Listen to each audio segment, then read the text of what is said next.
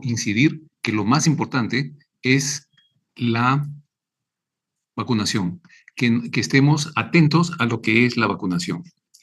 Entonces vamos a hablar de influenza y de otros virus pandémicos.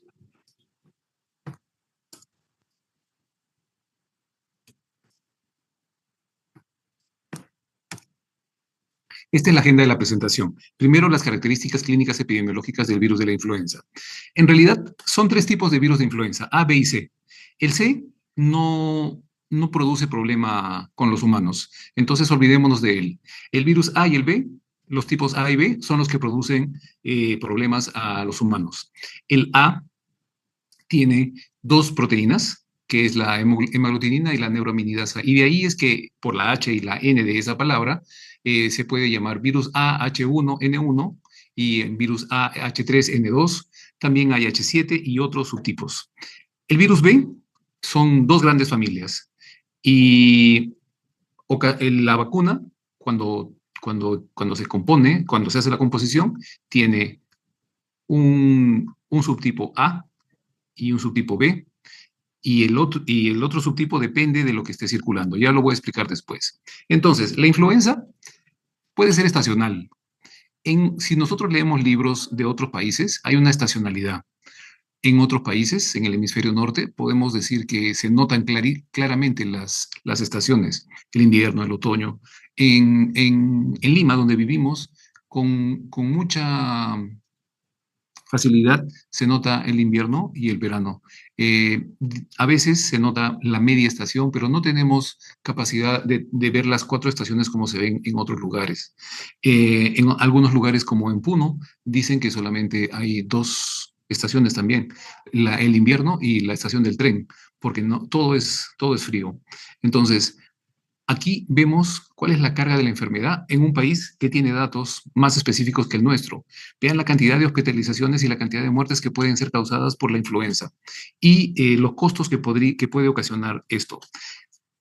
Aquí es donde yo quiero incidir. Lo más importante de esto es vacunarse. Al vacunarnos estamos disminuyendo la posibilidad de infección y disminuyendo la posibilidad de entrar en esta pirámide. ¿Cuál es el curso de una influenza? Recuerden ustedes que las enfermedades virales llegan, fastidian y después desaparecen. Las enfermedades bacterianas llegan y si no se les trata, empeoran y empeoran, empeoran.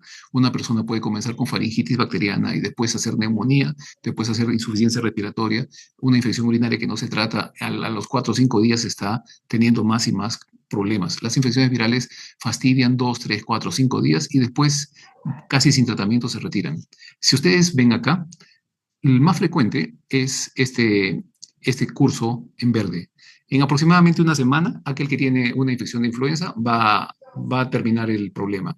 Los grupos de riesgo, como por ejemplo las etapas de la vida extremas, como los muy pequeños o los muy ancianos, van a hacer una curva mayor y pudiendo llegar a neumonías bacterianas. Y en la pandemia, que de repente muchos de ustedes todavía estaban en el colegio, en el año 2009 hubo una pandemia de influenza, diferente del 2019-20 que hubo la pandemia de COVID, en el 2009 hubo una pandemia de influenza. En la pandemia, rápidamente, a los 2 o 3 días ya había una severidad mayor. Pero entonces, la influenza aproximadamente en una semana se va a ir. ¿Cuál es el curso natural? Aquí mostramos una serie de síntomas. Y estos síntomas son iguales en todas las infecciones respiratorias agudas. Inclusive pueden estar presentes también en el comienzo de una leptospirosis, de tal manera que difícilmente un clínico, salvo se crea mago o hechicero, pueda decir, yo estoy viendo que tienes una congestión y un dolor de cabeza que son típicos de influenza. Eso no existe. No existe porque también puede ser adenovirus, también puede ser parainfluenza, puede ser el comienzo de una leptospirosis, puede ser cualquiera de los virus, rinovirus, cualquiera de ellos pueden tener esta misma evolución. Estas evoluciones no son específicas. Y si ustedes se fijan acá tenemos niños, adultos y ancianos. Fíjense en lo que manifiestan los pacientes. Pueden tener diarrea. ¿Puede haber diarrea en enfermedad tipo influenza o tipo influenza? Sí, por supuesto que puede haber. Y los adultos pueden tener diarrea hasta en 20% y los niños pueden tener un poco más de diarrea. Malestar van a tener más los adultos, porque los niños difícilmente manifiestan el malestar. De repente tenemos que tratar de encontrar alguna cosa que haga parecer, que nos dé un dato de que el paciente tiene molestia. Lo mismo con las mialgias, en cambio, en los vómitos, por supuesto, sí va a ser más frecuente, mucho más frecuente en los niños. Los escalofríos están para todos, igual que puede ser que la cefalea sea igual para todos, pero no es patognomónico ninguna de estas cosas. Un paciente con influenza puede tener todo o puede tener un par de estos síntomas. Una persona puede contagiar en menos de 2 metros. 1,8 metros, estornuda, y como ustedes ven acá esta foto que es un poco fea, es así como nosotros transmitimos. Estornudamos y le pasamos a la otra persona en un periodo de incubación de aproximadamente 4 días, y en el virus pandémico era aproximadamente 7 días. La transmisión es de persona a persona.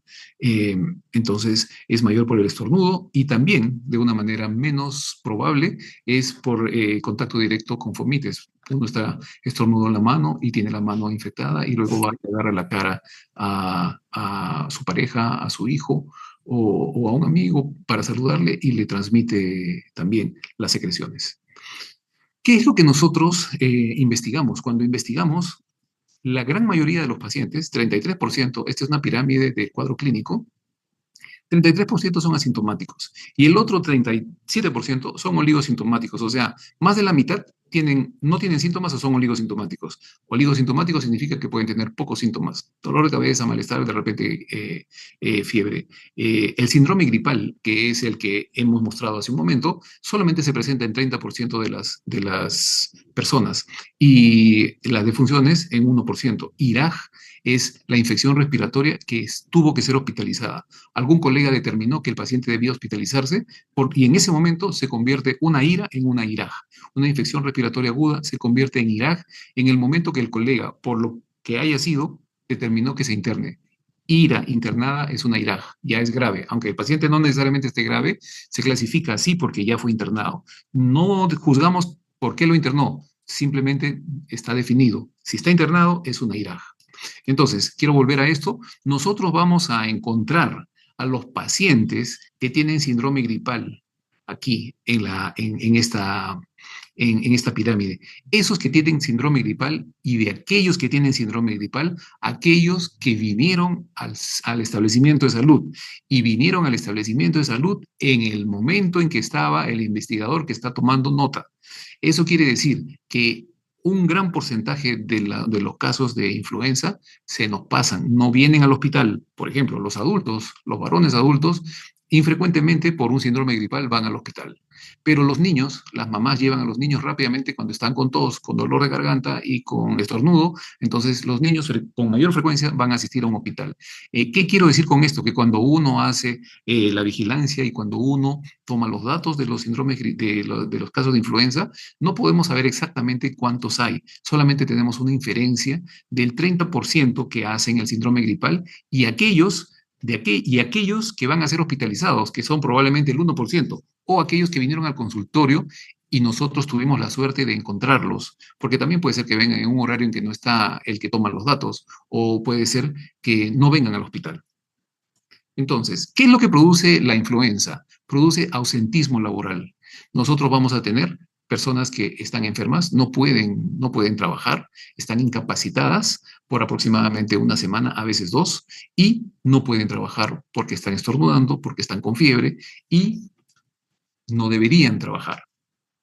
Pero peor que el ausentismo laboral es el presentismo laboral, que es lo que ocurre con más frecuencia, porque la supervisora de enfermera no le quiere dar permiso a la enfermera que está con influenza, el trabajador le pide permiso a su supervisor porque está con influenza o que está con síndrome gripal, y no le dan permiso porque tiene que terminar el informe. Entonces la paciente está como esta persona estornudando frente a la computadora, está con las manos llenas de secreciones, tecleando, y así mismo se va a ir a preparar un café seguramente en la zona donde todo el mundo toma café en su empresa, y va a saludar de beso a todas sus amigas y enemigas. Entonces, el presentismo laboral es peor que el ausentismo laboral, porque estás ahí y traes más complicaciones. Primero que no tienes capacidad de atención, tu atención ha disminuido porque te duele la cabeza, porque estás estornudando, porque estás con malestar general y además tus capacidades también han disminuido, no tienes capacidad para escribir, para hacer lo que estés haciendo en tu trabajo. Si trabajas con una máquina, probablemente podrías accidentarte porque estás estornudando, podrías estar con mareo, estás con malestar, no tienes capacidad de concentración adecuada. Y sobre todo que vas a contagiar a los otros empleados. Entonces, lo adecuado sería que cuando haya un síndrome gripal, se le debería hacer al trabajador, cualquiera que sea, una prueba de influenza y con esa prueba de influenza se ganan dos cosas. La primera cosa que se gana es que se debe aislar ese paciente. Se aísla el paciente, se le manda a su casa por 2 o 3 días o 4 días, dependiendo de los síntomas. Y lo otro es que evitamos usar antibióticos, porque los médicos somos muy apegados a usar antibióticos por cualquier cosa. Entonces, no va a faltar alguien que le dice, tómate tu acitromicina, tómate tu claritromicina, tómate tu ciprofloxacina. Y en realidad es un cuadro viral. Entonces, haciendo una prueba de influenza para diagnóstico, evitamos el uso de antibióticos y además eh, podemos aislar al paciente. Y aislando al paciente tenemos menos contagiados. ¿Qué complicaciones pueden haber? Las más frecuentes, y la más frecuente, es la superinfección por el Streptococcus pneumoniae. El Streptococcus pneumoniae comparte un receptor con la influenza.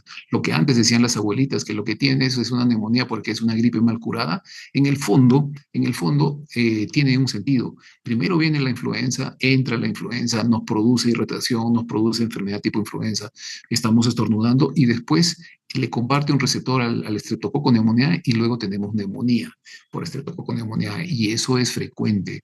Eso es frecuente, eso puede pasar. ¿Y cómo comienzan estas cosas? Comienzan estas cosas en los niños. Los niños cuando están en sus nidos, en las guarderías, se juntan y entre todos están estornudando, están con mocos, se agarran la cara, se agarran las manos, están jugando, se pasan los juguetes, se pasan la cucharita y todos están estornudando.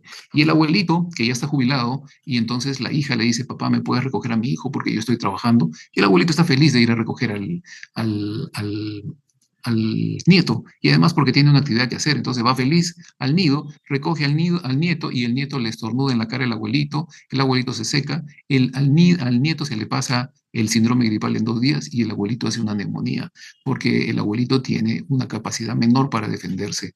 Y el niño ha adquirido de todo, ha juntado rinovirus, adenovirus, todo se junta, porque cada uno viene trayendo los centros de mezcla de los virus, suelen ser los lugares donde están los niños o las personas que viven de manera cercana, como voy a mostrar después quiénes son los que tienen riesgo.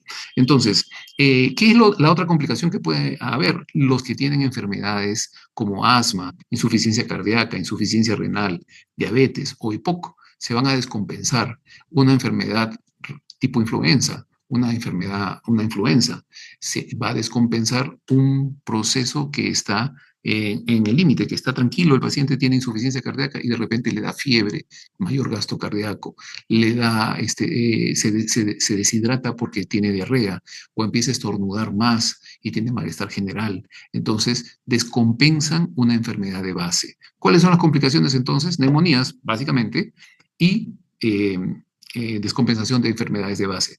Ahora, quiero llamar la atención.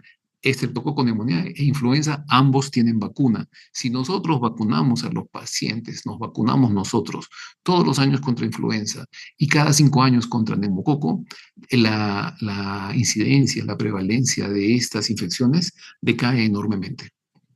Entonces, ¿cuál es la epidemiología en el Perú? Ya dije que nosotros no tenemos exactamente lo que pasa en Estados Unidos, que claramente se ve el otoño que se están cayendo las hojas y el invierno que empieza a nevar y el calor bonito. No tenemos no tenemos nieve, por lo menos en Lima y en gran parte del Perú. No tenemos nieve, no tenemos las hojas cayéndose, como repito. Entonces, no tenemos una estacionalidad tan marcada. Entonces, nosotros hicimos un estudio con diferentes establecimientos de salud y con todos estos colaboradores para ver cuál era la epidemiología de la enfermedad tipo influenza. ¿Y qué significa enfermedad tipo influenza? Es que es el síndrome catarral, el síndrome gripal, que puede ser producido por diferentes virus, para influenza, adenovirus, metaneumovirus, el virus de la influenza. Entonces, nosotros buscábamos personas que tuviesen síndrome catarral, síndrome gripal, y le tomábamos una muestra ambulatoria y de eso tomábamos un cultivo. Entonces teníamos cultivos, no solo serología, teníamos cultivos de todos los pacientes que captamos. Entonces, y este gráfico es hasta, a propósito, es hasta el 2009, porque en el 2009 llegó la pandemia y cambió todo. ¿Qué es lo que pasa? Si nosotros vemos en el norte del país, tenemos influenza todo el año. Tenemos influenza todo el año. Acá en amarillo, perdón, en azul claro, en turquesa estamos viendo el virus de la influenza A y solamente en algunos momentos está la influenza B. Después voy a mostrar qué momentos fueron esos, pero todo el año podemos encontrar influenza en el norte. Esto es un dato, hicimos el estudio durante 4 años. Si vemos aquí en la selva, es de una manera similar. Todo el año en la selva podemos encontrar, hemos aislado virus durante 4 años, en algunos momentos más, en algunos momentos menos, y el virus que más frecuentemente circula en la mayoría de los años es el tipo A. El tipo B aparece en algunos momentos, pero frecuentemente es el tipo A el que más circula. Sin embargo, cada año cambia y puede cambiar. Si nosotros entonces vemos qué pasó, por qué había influenza B. Esto estuvo asociado a brotes en cuarteles. Y publicamos brotes de influenza en cuarteles del norte del Perú, una unidad de infantería en Tumbes y una unidad de infantería en Trujillo. ¿Qué pasa con estas personas? Los militares duermen en barracas, en lugares donde duermen juntos, 10, 20, 30 personas en camarotes. Los que han hecho servicio militar o han estado en colegio militar capaz pueden saber sobre esto.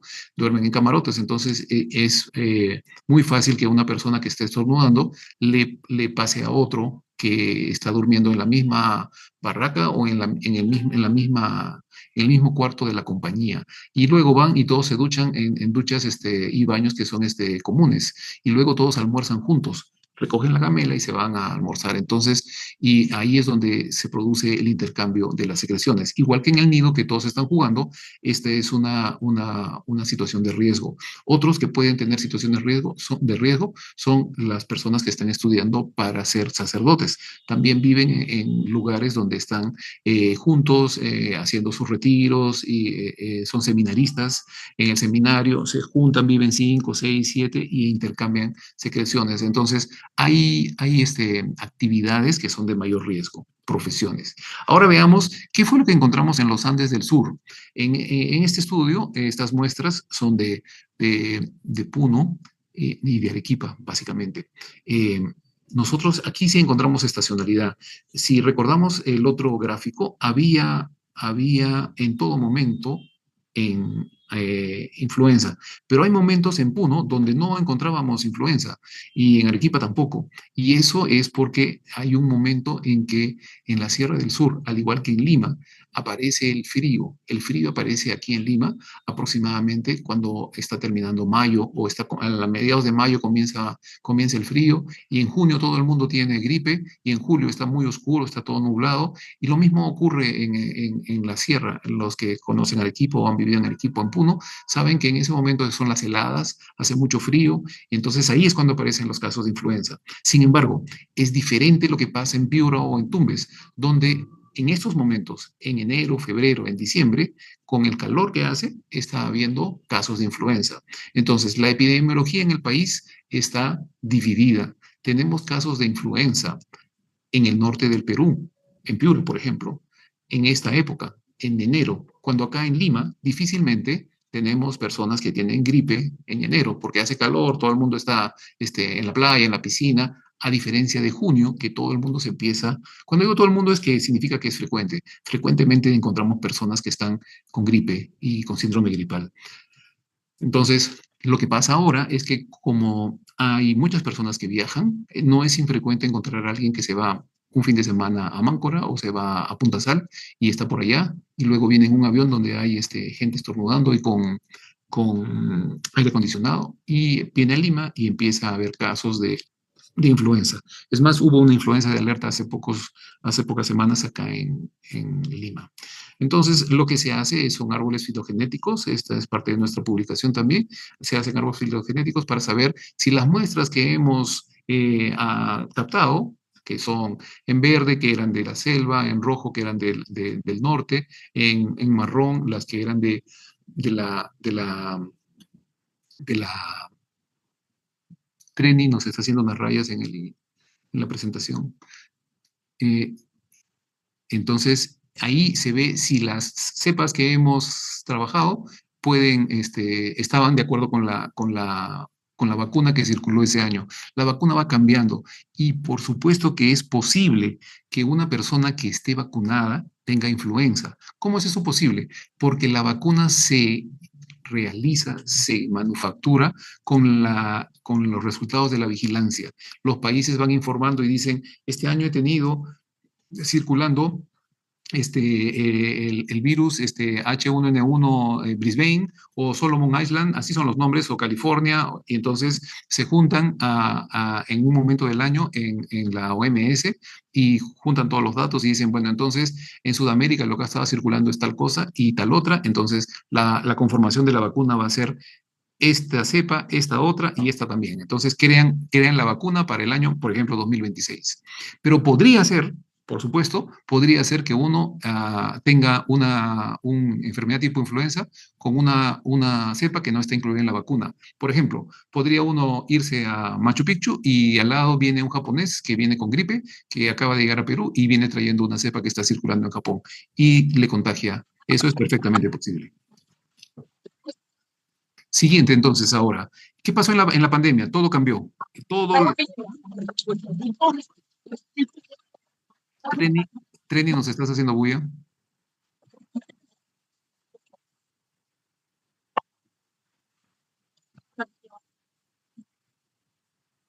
En en la pandemia todo cambió. Todo lo que antes era influenza, acá en azul, súbitamente cambió al color granate. La gran cantidad de virus, de cepa circulante fue la pandémica. ¿Qué quiere decir eso? Que cuando hay una pandemia, existe un fenómeno en el cual el virus pandémico dominante empieza a desplazar al otro, lo desplaza. Y así fue como cambió. Antes era, fíjense el gráfico, eran azul e influenza no pandémico, y súbitamente, cuando comenzó la pandemia en el 2009, cambió todo y aumentó la cantidad de casos, el número de casos, en esta axisa es 400 y antes estábamos en menos de 100 y la gran cantidad eran pandémicos. Y hubo también una distribución diferente. Yo repito, no estoy seguro dónde estaban ustedes en el 2009, pero en Lima ya había un montón de casos de virus pandémico, pero en la selva no había nada. Fíjense, la semana 28 no había casos en la jungla, perdón, en la selva peruana, y en la costa norte había pocos casos. La pandemia de influenza, al igual que la pandemia del COVID, se va diseminando de forma diferente, dependiendo de la movilización de las personas. Fíjense aquí la distribución viral por grupo etario, esto también lo publicamos en el 2010. En los niños eran varios virus, el adenovirus, el virus respiratorio sincitial, y en los mayores de 70 mayormente era el virus de la influenza. Pero de repente, cuando comenzó la pandemia, en el 2009, lo que era azul acá se convirtió en granate. Todo ese granate es el virus pandémico H1N1. Desplazó al otro, al azul, lo dejó chiquito, vamos a decir así. Este fue un estudio que hicimos también, publicado por Tinoco y colaboradores, en que mostramos en el 2017 las cohortes en cuatro ciudades del país: Lima, Cusco, Puerto Maldonado y Tumbes. Una cohorte es un seguimiento. un corte es una foto de lo que está pasando. Si nosotros tomamos una muestra a todos los alumnos el día 19 de febrero de 2026, es un corte. Pero si nosotros hacemos un seguimiento a todos los alumnos que viven en el colegio mayor y que viven ahí y todos los días estamos tomándole los datos y estamos viendo si hay síntomas y estamos tomándole muestras si tuviesen alguna sintomatología, eso se llama una cohorte. Esa cohorte sí nos permite saber exactamente las incidencias, pero es bien caro. Es difícil que el ministerio lo haga. Nosotros lo hicimos con un instituto de investigación de la Marina de los Estados Unidos y por eso es que tuvimos esos datos y se los entregamos al país. Y posteriormente nosotros hicimos con todas las personas notables de las sociedades peruanas de medicina interna, ocupacional, la Universidad Cayetano, la Universidad San Marcos, los institutos de medicina tropical, y hicimos una publicación para dejar ciertos puntos que son importantes, que se deben tomar las muestras de manera general para poder saber por qué cosa está circulando, que sería adecuado tener dos momentos de vacunación, vacunar a los limeños en abril o mayo, pero a los piuranos en enero y en diciembre. Y de repente con la vacuna del hemisferio norte. ¿Por qué? Porque los piuranos, cuando les llega la vacuna que ha llegado a Lima, OPS entrega la vacuna al Ministerio de Salud aproximadamente en marzo, abril, y para que sea distribuida va a llegar a Piura, con buena suerte, supongamos un mes después, fines de mayo, y los piuranos van a decir, yo ya me enfermé en enero, ¿para qué me quiero poner esa vacuna que me traen ahora si yo ya me enfermé? Entonces hay un rechazo, la gente no quiere vacunarse, y eso se puede solucionar cuando uno hace que la vigilancia esté asociada adecuadamente a las acciones. Entonces, ¿cuáles son los grupos de riesgo? Los que pasan horas en condiciones grupales. Así los cuarteles guardería, ya dijimos. Los adultos mayores de la tercera edad, porque existe un factor que se llama inmunosenescencia. La inmunidad disminuye y tenemos más capacidad más probabilidad de enfermarnos. Las personas con inmunosupresión, los que están cuidando niños, obviamente, o cuidando ancianos. Ahora existen muchos centros donde se dejan a los ancianos. Esas personas deberían vacunarse y están en riesgo. Y obviamente los que tienen enfermedades que podrían ser descompensadas, cardiopatías, neumopatías, enfermedades metabólicas como la diabetes. Y las gestantes. Voy a tomar punto específicamente en las gestantes más adelante. ¿Quién no debería vacunarse? La vacuna podría estar relacionada con Guillain-Barré y quien haya tenido un Guillain-Barré 6 semanas después de una vacunación deberíamos evitar volverlo a vacunar y los menores de 6 meses de edad no deben vacunarse. Y eso es lo más importante que debemos recordar porque las gestantes deben vacunarse para proteger a sus hijos. Sus hijos cuando nazcan no van a tener probabilidad de vacunarse en los primeros 6 meses de vida. Entonces, al vacunarse la mamá, los está protegiendo. La vacuna que tenemos ahora es producida en huevos embrionados. Por lo tanto, para tener X dosis de vacunas necesitamos X cantidades de huevos y eso se va produciendo durante el año. Por eso es que cuando en la pandemia del 2009 súbitamente apareció una cepa nueva, no había capacidad de hacer una vacuna porque la vacuna que se estaba produciendo venía con huevos embrionados que estaban inoculados con otras cepas. Entonces, esto es un anclaje en el sistema de vacunación de influenza, el depender de huevos embrionados. Entonces, nosotros tenemos dos tipos de vacuna, la del hemisferio norte y la del hemisferio sur. El hemisferio norte, Europa y Estados Unidos, ellos que en este momento, por ejemplo, están nevando y con frío, mientras que acá estamos que nos morimos de calor, ellos empiezan a vacunarse cuando es en Estados Unidos la época de Acción de Gracias. La primera, la segunda semana de noviembre ya están vacunándose porque para Navidad ellos ya están nevando, ya tienen frío, entonces ellos están vacunándose. La cepa para el hemisferio norte, la vacuna para el hemisferio norte, tiene que estar ya disponible para ser utilizada en noviembre. Mientras que nosotros en el hemisferio sur es en otro momento. Como ya dije, nosotros ahora estamos en verano, mientras que allá están en el hemisferio norte están nevando. Entonces a nosotros nos empieza a llegar la vacuna con las cepas del hemisferio sur en abril o mayo. Hay dos tipos de vacuna, una inactivada, muerta, y una viva atenuada, que se aplica en las vías, como rocío en las fosas nasales. Muchos antivacunas ahora han aparecido. Aparece de todo en nuestra comunidad. Ya, así como han aparecido diferentes tendencias de conducta, también hay gente que está antivacuna contra las vacunas por diferentes razones. Y esos antivacunas empiezan a repetir cuestiones como, por ejemplo, que el mercurio y tiene timerosal, el coadyuvante, el preservativo que usa la vacuna, lo cual no es real y la cantidad es ínfima. No existe asociación de esa situación y el médico inglés que lanzó esa hipótesis, el colegio británico le ha quitado la, la, el, su, su certificado por haber lanzado esa situación. No es verdad. Entonces, el esquema de vacunación gripal para los adultos, en general, una dosis de 0,5 ml. Con eso están protegidos para todo el año. Para los niños pueden ser hasta dos dosis con un intervalo de 4 meses y eso es lo que se debe saber. Todos los adultos se ponen una dosis. Si en este momento, en febrero, alguien se quiere vacunar, seguramente le van a poner la vacuna del año pasado, porque repito, la vacuna para el hemisferio sur todavía no sale, todavía no llega a Perú. Va a llegar probablemente en un par de meses.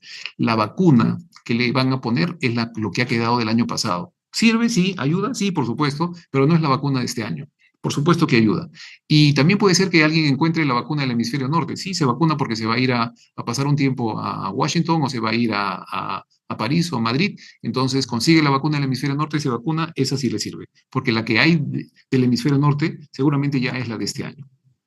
Entonces, la protección se va a conseguir después de 2 o 3 semanas, no es que le pones la vacuna y ya quedó inmediatamente protegido.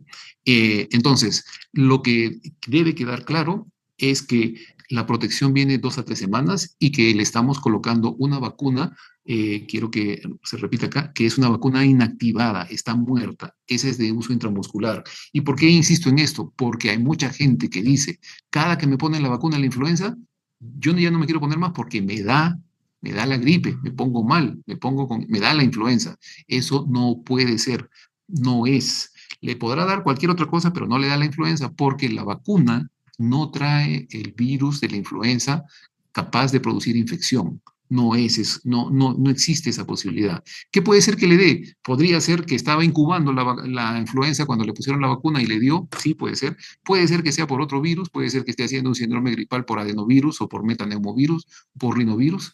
Puede ser que sea solamente que está con alergia por alguna otra razón, pero no es influenza. No existe la posibilidad que cuando le pongan influenza a una persona, la vacuna contra la influenza, después le dé influenza. Y eso dice mucha gente y le cuenta a otras personas. No, no te pongas porque me cae mal.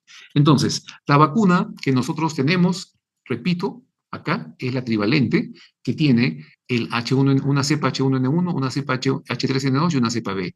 En el Ministerio de Salud y en Salud básicamente se usa la vacuna trivalente. Hay una vacuna tetravalente en la cual le aumentan la otra familia del grupo B.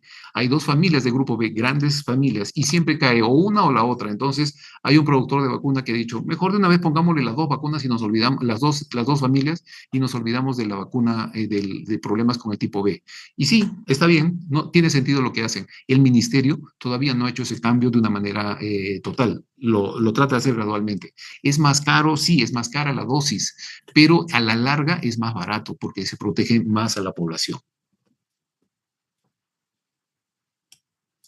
Entonces, la otra vacuna, la que es viva atenuada, que se usa intranasal y es adaptada al frío, se usa en mayores de 5 años. Imagínense, para nuestro país no sirve pues, porque lo que nosotros queremos es vacunar a los niños.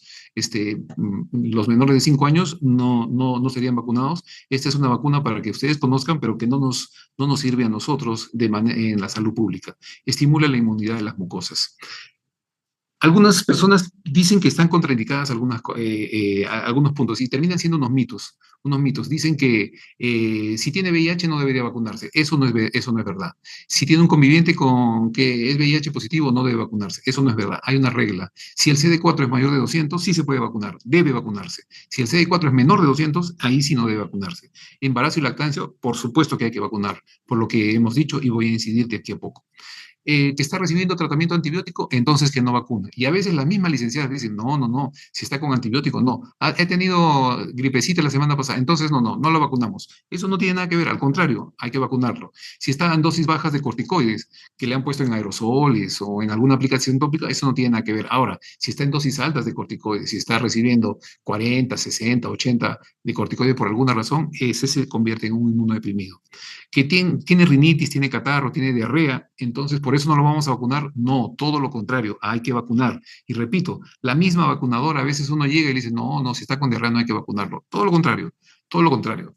¿Qué pasa con la vacunación a las gestantes? La gestación, por definición, en San Marcos, en la residencia de ginecobstetricia, el primer curso que se lleva es feto y placenta. Espero que siga siendo lo mismo. En ese curso, la primera clase que se da es que, la primera clase de curso de feto y placenta es que la mamá se inmunodeprime por definición para poder recibir a un individuo que tiene carga genética diferente de ella. La mitad es de ella y la mitad es del papá, pero de todas maneras es diferente. Por lo tanto, baja sus defensas para no rechazarlo y por eso es que las gestantes tienen caries y hay que tratarlas, tienen mayor probabilidad de infección urinaria y les da otro tipo de infecciones. Por lo tanto, ellas están en riesgo, están en riesgo. Como las gestantes suben a un aproximado de 10 a 11 kilos en el total de la gestación, 3,5 más o menos por el bebé, más el líquido amniótico, más las mamas que suben también por la cantidad de grasa, toda la grasa que acumula la gestante, llega a tener a unos 10 a 11 kilos de más. Entonces los líquidos obviamente se redistribuyen y las capacidades pulmonares tienden a disminuir porque pueden estar comprimidas. Por lo tanto, la posibilidad de infectarse y hacer complicaciones es mayor. La respiración no es igual porque puede agitarse, por lo dicho, están comprimidos los pulmones y el riesgo de hospitalización en una embarazada es 6 veces más comparado con adultos jóvenes. Entonces, ¿para qué vamos a poner en riesgo a una gestante si la podemos vacunar? La vacunamos y disminuimos el riesgo por las cosas que estamos hablando. No hay un daño viral directo al bebé, tampoco los antivirales están contraindicados en la gestación. Deberíamos vacunar desde la semana 14 y una dosis puede ser suficiente. Lo más importante es esto. Si el niño va a nacer en mayo, junio, julio, acá en Lima, ese niñito va a estar, y van a ser en Miraflores, van a ser en Magdalena, en algún sitio que está cerca a la playa, va a vivir en un ambiente de agua, de humedad, y ese niñito se va a infectar de influenza y no va a haber cómo protegerlo con vacuna, porque la vacuna se pone en mayores de 6 meses. ¿Cuál es la solución? La mamá debe vacunarse, la mamá debe vacunarse. La vacuna nasal no sirve en el embarazo y no sirve en menores de 5 años. Por lo tanto, para la salud pública, la vacuna nasal no nos sirve la vacuna intramuscular. ¿Cuáles son los mitos entonces? Cuando me vacuno me va a dar gripe. Eso es un mito. La gripe no es tan mala, no pasa nada, no me va a dar mayor cosa. Eso es un mito. Puede ser que sí te compliques. Y ya pasó la temporada de vacuna, mejor ya de vacunación, ya no me pongo mejor. No, nunca es tarde para ponerte la vacuna. Si tienes la oportunidad, ponte la vacuna. Yo soy sano, yo voy al gimnasio, corro, no me va a pasar nada. Por supuesto, tu inmunidad está mejor, pero es un mito que por eso no te vayas a infectar. Cuando te infectes, vas a faltar al trabajo, y más aún, podría ser el factor de riesgo para infectar a tu abuelita, para infectar a tu mamá que está mayor o para infectar a tu hermano que tiene diabetes o a tu hermana que está embarazada. Los virus pandémicos. Entonces, ¿cómo es que se forman los virus pandémicos? Empiezan a asociarse entre los animales y nosotros. Van al cerdo, luego van a las aves y se producen una combinación de las cepas. Así es como se produjo la gripe aviar, lo que le llaman la gripe aviar. Es una combinación en la cual pasan, como estoy mostrando acá, por las aves y por los cerdos. Y estas epidemias suelen comenzar en los países asiáticos que ellos ingieren a veces sin cocimiento adecuado este tipo de animales. La pandemia ha ocurrido ya otras veces. En 1918 hubo una gran pandemia que se llamó la gripe española y también ocurrió en Asia y también en Hong Kong. La cantidad de muertes de esas épocas fue alta. Entonces, cuando ocurrió la pandemia de influenza, le llamaron la gripe porcina, porque, como ya dije, el laboratorio son los cuerpos de los animales. En los cuerpos de los animales entran las cepas, se combinan y luego salen mezclados. Le cambiaron el nombre a muchas cosas, se llamaba influenza porcina, influenza H1N1, cuchiflu, de todo le decían. Entonces, una gráfica para mostrar que a veces la información llega tan rápida y a veces no es la adecuada. Hay otros virus que también pueden producir el síndrome gripal, sí, por ejemplo, el adenovirus. También hicimos un estudio y lo publicamos con nuestro grupo de trabajo, mostrando que el adenovirus también tiene una distribución en el Perú y se distribuye por subgrupos en diferentes partes del país, pero nunca vamos a saber exactamente cómo es. Yo puedo tomar una muestra en este momento en el Hospital Loaiza, en el pabellón 2, y puede ser que en el Hospital 2 de Mayo esté circulando otro tipo de influenza o otro virus, porque puede cambiar, los microclimas pueden cambiar y las personas que están circulando con un virus pueden cambiar. No sabemos exactamente qué hay, pero una vez que tomamos una muestra y aparece un positivo, significa que está circulando. No sabemos cuántas personas están infectadas, pero significa que está circulando, porque si lo hemos aislado, quiere decir que está circulando. Si encontramos una persona que está infectada y sale positivo, el virus está circulando. No vamos a poder saber necesariamente la incidencia, cuál es la incidencia, pero sí sabemos que circula. Y de eso se trata la vigilancia centinela, saber qué circula. No podemos decir que fueron 10.000 virus por 6 a la 24, eso no podemos saber, pero sí podemos saber que circuló porque hay una cepa que fue tomada en algún paciente. Entonces, la circulación de la influenza tiene estaciones y distribución diferente en nuestro país, la costa norte, la selva o los Andes del sur. Igualmente ocurre con otros virus como adenovirus y con el COVID. La vacunación en el Perú contra la influenza debería evaluarse periódicamente. Hay algunos años en que podría utilizarse acá en Perú la cepa del hemisferio sur en Lima y en la sierra, pero en el norte podríamos utilizar la cepa del hemisferio norte para los piuranos que se enferman en enero. Entonces, eso deberíamos vigilar con frecuencia y saber qué pasa cada año. Debería haber un sistema de inteligencia que nos vaya diciendo cómo cambiar. Cuando hay una pandemia, el virus dominante, valga la redundancia, domina y desplaza a los otros. Como hemos visto en los gráficos resumidamente, si alguien quiere ver la publicación, puede leer exactamente cómo graficamos todo. Se desplazó el virus estacional que se llamaba, y todos los aislamientos aparecieron ser el virus pandémico. Entonces, se reduce a la mínima expresión la circulación de los virus estacionales en el momento que aparecen los pandémicos. Y todo esto, todo lo que hemos hablado, se puede reducir a la mínima expresión cuando nosotros nos vacunamos. Vacunamos a las personas contra la influenza cada año y contra el virus contra el virus del neumococo cada 5 años. Eso era lo que yo quería compartir. Les agradezco su atención y si hubiera alguna pregunta, estoy presto para responder.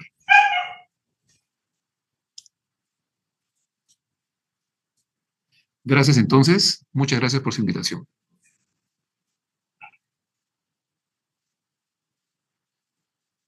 Muchas gracias por su ponencia, doctor Laguna. ¿Podría esperar un momento para entregar el certificado, por favor? Si es que hay, sí, por supuesto.